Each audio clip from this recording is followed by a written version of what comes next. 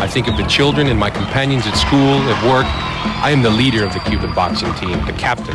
I can't let them see me weak in any aspect. It is hard to imagine Felix Savon weak in any aspect. For each time he steps into the ring, he brings with him not only his fists, but also the hearts of his countrymen. In truth, he is the last great soldier of the revolution, still fighting.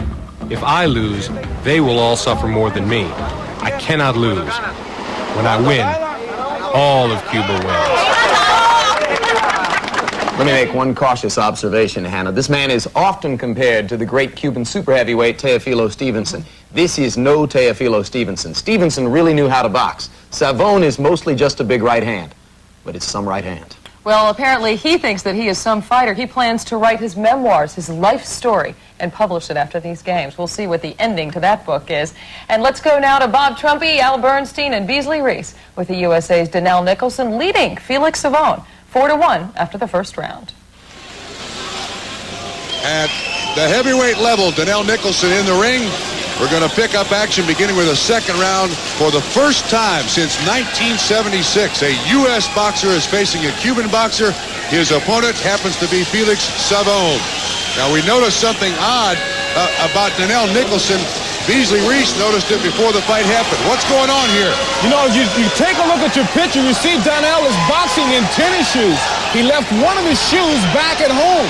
Now, they found a pair for him, and I was standing in the hallway as they tried to change shoes, but they were afraid that they'd be late entering the ring, Bob. That's why he's wearing jogging shoes, a little nerves before the fight has started, but in the first round, Nicholson looked super. Well, if Eric Griffin losing was an upset, if Danell Nicholson can beat Felix Savon, it would be a super upset. In the first round, Nicholson showed no fear of Savon, whacked him with some good shots, but in truth, Felix Savon probably looked at the scoreboard and said, 4-1, I must have landed 5 good right hands. But still, Danell Nicholson taking those rights and countering Savon very well, as you see. And 6-1, Nicholson, this is his first trip out of the United States. And, you know, we've said it throughout this whole tournament. No one has tested Savon's chin. This is the first guy during this tournament that's really hit him hard, and maybe Felix Savon is feeling that. And give Nicholson credit. Great defensive move. Crossing over with the right hand over his head like Kenny Norton used to do. Because you know why? Savon will never hit him with the left hook. He doesn't have to worry about the hook. Savon, to this point in this tournament, has been a tremendous scorer. To be held to just one scoring blow this far into this bout is extraordinary. And the more Savon feels desperation, the more he will lunge, and the more he will get hit with counter shots. That is the chink in his armor. So nothing could be better for Nicholson than to be ahead at this point in the bout. You make Savon come to you. And let me tell you something, Felix Savon, I have to say it, we've said it about the Americans, he's getting no help from the scorekeepers. They're not helping him at all here. The one thing I can tell you is that Felix Savon in this weight class has absolutely dominated. He has beaten anyone and everyone that steps in the ring. The only championship he does not have is an Olympic championship, and that right hook, for the first time in this tournament, rocked Felix Savon. And guess what? He didn't get credit for it. I think Danell Nicholson, when he ducks under that right hand, he's getting cautions from the referee. But hey, guess what? How else are you supposed to slip a right hand? Right, I agree with you. If you don't duck it. The Cubans say that Felix Savon has lost just 9 fights in 12 years. With 30, big right by Savon, right on the chin of Nicholson, and that hurt him. And I'd hold on if I was Nicholson, even if it cost me points. He's in a bad position now. He's right in the wheelhouse of the right hand of Savon. He needs to get closer or farther away. He's now slugging with Savon, and he's in dangerous territory. 15 seconds to go, round 2. Felix Savon has come back. That right hook scores for Danell Nicholson. This is a young man who is very new to international boxing. Nicholson, he's wearing jogging shoes, and he leads after 2 rounds.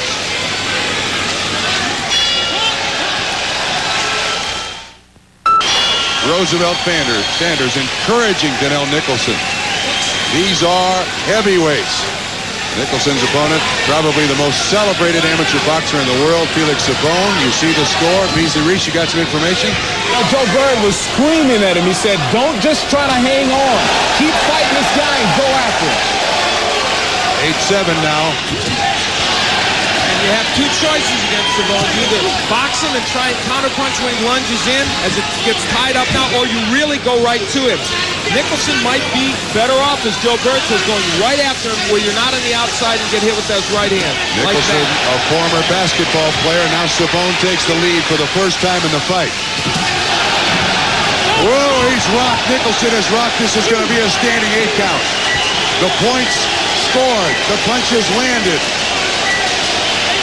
And Danell Nicholson better get on the inside and right now to survive in this bout. Comes back with an overhand hooking right. He's in tennis shoes. You're seeing exactly what happened. Danell Nicholson, because of nerves, left his shoe back at the Athletes Village. They found him some tennis shoes to wear. He's in there.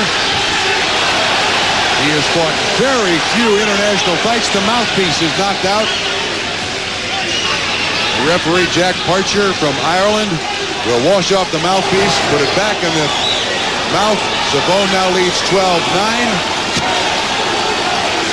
It's been a courageous effort by Danell Nicholson, but in the last 2 minutes, it has not necessarily been an effective and smart effort. He has given away the advantage he has. He needs to get on the inside against Savon, or he needs to box him and make him lunge toward him, not in between. That's when he gets hit with the right hand. Al, maybe that mouthpiece coming out of his mouth has given him just a little bit of a rest. That was a big help. He can clear the cobwebs, and for the final minute and 29 seconds here, try to pull the upset of Olympic boxing. And I'll tell you what, Savon has not gotten credit for all the right hands he's landed. That one had bad intentions by Nicholson, as the pros put it. Scores stayed the same for quite a while here now. Nicholson was leading after 1. He was leading after 2. And to Felix Savon's credit, he has come back in round 3. 12-10. Nicholson draws 2 points closer. This is still a winnable bout for either man, certainly for Savon as ahead and for Nicholson.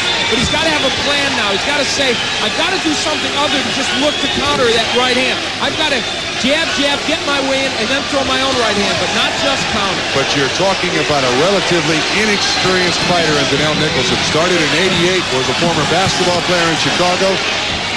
He is not really an experienced fighter. 30 seconds to go. Nicholson, that right should score, yes. The jab set up the right hand. When he throws the jab, Nicholson can land the right, and he's right in this bout, but he's got to go after him. 20 seconds to go. Nicholson trails by a point in case of a tie, and there can be ties now in Olympic boxing.